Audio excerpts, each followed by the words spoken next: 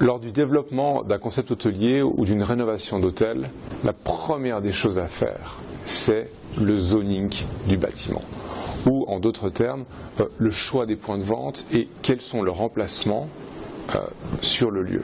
Que l'hôtel ait de toutes petites parties communes ou de très grandes, l'important c'est vraiment de savoir comment est-ce qu'on utilise l'espace. Et là je ne parle pas du tout de déco, je parle vraiment d'usage de l'espace. Et là dans le grand quartier, donc dans l'hôtel dans lequel on se trouve, il y a eu un vrai travail de zoning qui a été fait. Pourquoi?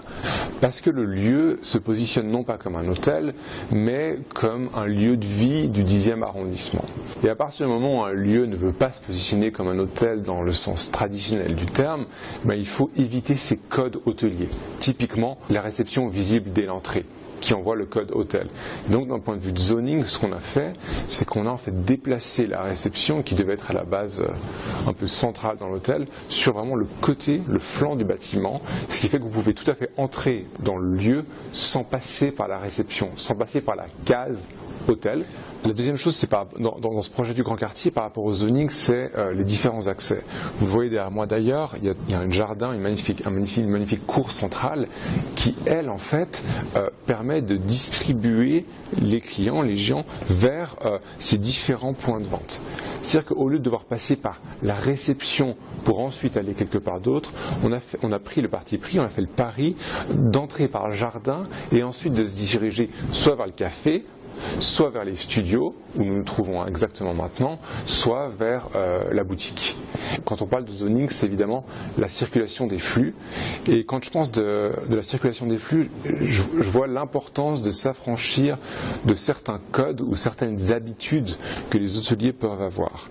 Et on a très bien vu par exemple le rapprochement entre le commerce de détail, le retail et l'hôtellerie dans ces dernières années, typiquement avec 25 Hours par exemple, qui a été très bon à inclure des shops dans son lobby, donc on sent un concept un petit peu hybride, ou alors le Ace Hotel à Londres, un projet qui date mais qui fait toujours référence en fait, qui a alors non seulement eu un shop dans son lobby derrière la réception, mais qui a aussi converti l'entrée de son restaurant en fleuriste. C'est-à-dire que pour entrer dans le restaurant depuis la rue, vous passez par le fleuriste.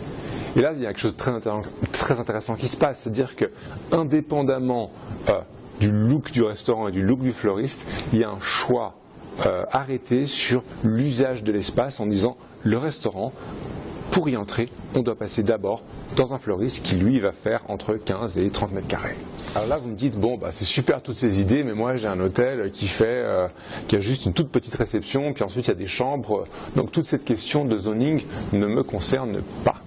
Eh bien, c'est pas complètement vrai parce que on peut être très créatif. French Theory, par exemple, un hôtel sur la rive gauche à Paris pour lequel nous avons développé le concept, a décidé en fait d'utiliser ces escaliers, ces couloirs pour en faire une galerie.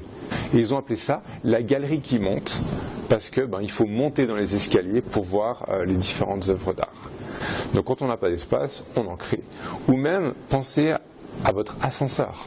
Peignez votre ascenseur complètement en rose par exemple pour créer une circulation intéressante. Vous êtes dans le lobby, il y a quelque chose qui se passe, vous arrivez dans l'ascenseur, c'est rose, vous arrivez dans les couloirs, c'est une autre couleur. Les clients se souviennent de ça. Pourtant les ascenseurs c'est quelque chose qui est extraordinairement ennuyeux dans quasiment l'intégralité des hôtels dans lesquels on va. Alors que c'est l'endroit dans lequel vous êtes sûr que tous vos clients vont passer en tout cas 2 fois par jour. La première, c'est ayez une vue d'ensemble de votre expérience client, c'est-à-dire quels sont les différents espaces que le client va visiter et dans quel ordre il faut que les choses se fassent. La deuxième, très importante, c'est est-ce que l'usage de l'espace que vous prévoyez est en cohérence avec votre positionnement ? Ou est-ce que finalement vous avez quelque chose qui n'a pas vraiment de sens? Penser mettre un coworking dans le lobby de votre palace n'a pas vraiment de sens.